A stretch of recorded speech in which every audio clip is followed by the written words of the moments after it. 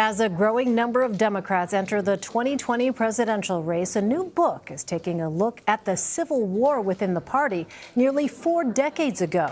That's when longtime Massachusetts Senator Ted Kennedy took on incumbent President Jimmy Carter and brought the fight to the convention.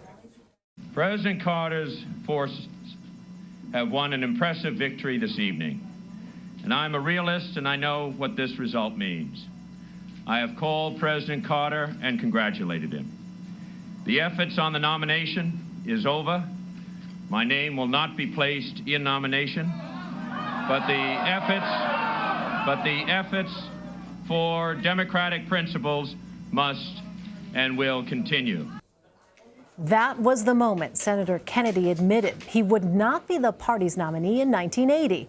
And even though he didn't make it on the ballot, Yahoo News senior political correspondent Jon Ward calls it the fight that broke the Democratic Party in his book, Camelot's End.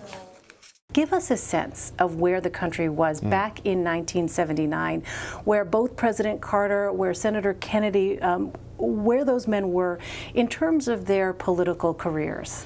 The country was in a place of deep anxiety. It was a grim time, and it's fascinating to watch the country over the last 5-6 years head into a time of political upheaval where the mood of the country is probably as dark, if not darker, than the late 70s, where you had high inflation, energy crises, high joblessness.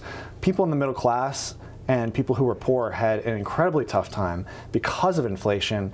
And then these two men were sort of mid-career. I mean, Jimmy Carter had been president. He was elected in '76, getting back the South for Democrats, which was really important for the party. But he had had a rough couple years up and down. And then in '79, things start out pretty good. He solidifies the peace deal in the Middle East, but then as the summer goes on, it becomes a crisis because of the energy shortage. There are gas lines in New York. People are shot and stabbed at gas stations, and it's a total national crisis. Kennedy does not feel like Carter is providing the kind of leadership that the country needs. And for President Carter, I mean, it's hard to imagine his disapproval rating was actually higher than that of Nixon at the height of Watergate. That's astounding. It's mind-boggling, right? I mean, how could that happen?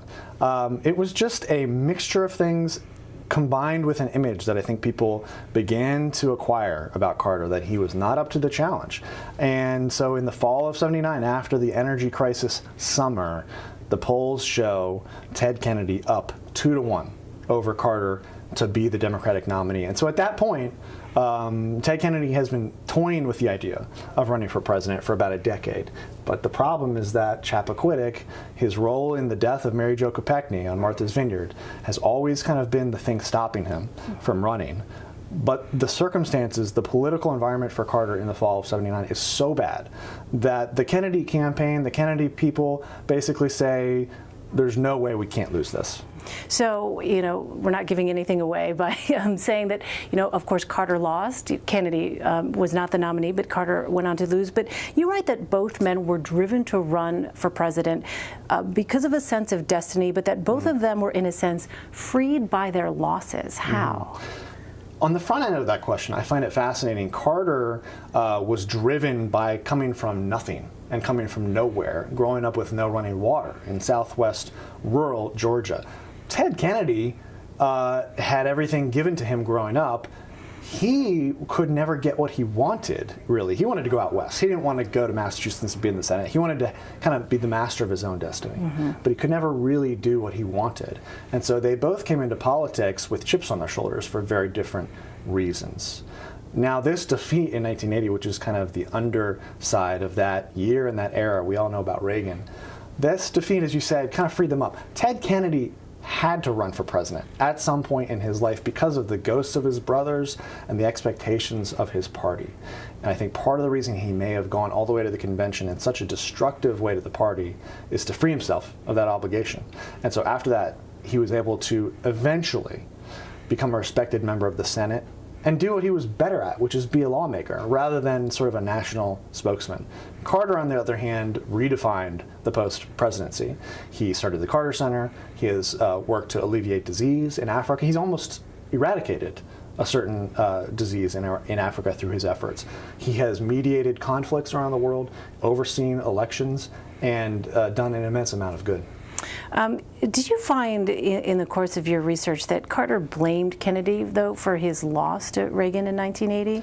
When I sat down with President Carter in Atlanta about 2 or 3 years ago, he did say that he felt like Ted Kennedy's challenge to him was a big part of why he lost. Now, historians and other people will dispute that probably and say that the hostage crisis was probably the biggest thing that caused him to lose, and there's a lot of evidence that that's the case. I mean, it was the 1-year anniversary of the hostages being taken in Tehran by radical students there when the election came around. And so that last weekend before voters went to choose between Carter and Reagan, the TV networks were all talking about this, and Pat Caddell, Carter's pollster, saw the bottom of his support kind of fall out. And so Carter blames Kennedy, but I don't know that that's really the biggest reason why he lost to Reagan. I'd like to fast forward to today, because we talk about what it means to be a Democrat today. When you ask, obviously, it depends. The answer you get depends very much on the person that you're speaking with. And yeah. I wonder if you're seeing any parallels now to what we saw happen back in the late 70s, what we saw in 1980. Yeah. In this current climate, in this current atmosphere where it's expected to be a really crowded field here on the Democratic side. It is, which is like the field in '76 when Carter got elected. There were 17 candidates that year. But if you're going to compare 1980 to today, the only Democrat who might run for president that I see sort of representing the Carter wing of the party from 1980, which was a more moderate, fiscally conservative wing, would be somebody like former Vice President Joe Biden. Biden stakes a lot of his appeal on the ability to win over white working class voters in the Rust Belt, Wisconsin, Michigan, Pennsylvania. These are the states that Hillary Clinton lost that were the difference between her getting elected to the White House and her losing. And so that is sort of Biden's core argument, but the energy of the Democratic Party is much more with what Kennedy represented back in 1980, which is a more full-throated liberalism, big on government spending to alleviate the burdens on the working class and the poor, and just a more aggressive style of presenting the Democratic Party's liberal progressive values. And so I think that's one potential similarity. I think another, if the primary gets contentious, is that when I talked to people who worked on these campaigns, they described how they lost sight of the goal of the primary, which is to produce a nominee who can win the general election. And when a primary gets heated, as this one undoubtedly will, the combatants can lose sight of the goal. It's not guaranteed, it doesn't have to happen, but it's always a challenge when you have a competitive primary. You know, we haven't seen a sitting president get challenged from within his own party since then. Why do you think that is? Yeah. Pat Buchanan challenged Bush in '92, but my argument is that it wasn't anywhere close to as competitive a challenge as somebody like Ted Kennedy running against a sitting president. And part of the reason we haven't seen it happen, certainly on the Democratic side, is that they remember what happened in 1980. It was a lesson to them. It seared itself into their memory.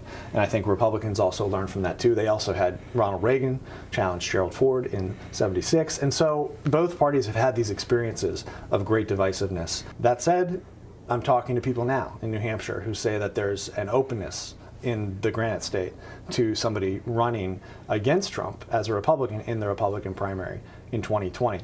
We'll see what happens to Trump's support among his base over the next 6 to 8 to 12 months. That will really determine whether there is an opening. But there's certainly people out there who would like to do it, like former Ohio Governor John Kasich and maybe current Maryland Governor Larry Hogan. So, I mean, it is a possibility that President Trump, you think, could see a challenger perhaps in 2020? Oh, for sure it's a possibility. I think, the thing that you see in the study in this book of 1980 is that outside circumstances, external events can change the political environment rather quickly. In the summer of '79, the energy crisis spirals out of control. But then again, in the winter of '79, when the hostages are taken, that really actually helps Carter in an odd way because it rallies the country to him. These are things that the president doesn't control. He's not doing anything here. It's just circumstances. And then so that will really dictate whether or not there's a chance for somebody to have a viable challenge to Trump. All right. Well, Jon Ward, it was a fascinating read. Thank you so much for stopping by. Thanks, Elaine. I appreciate it.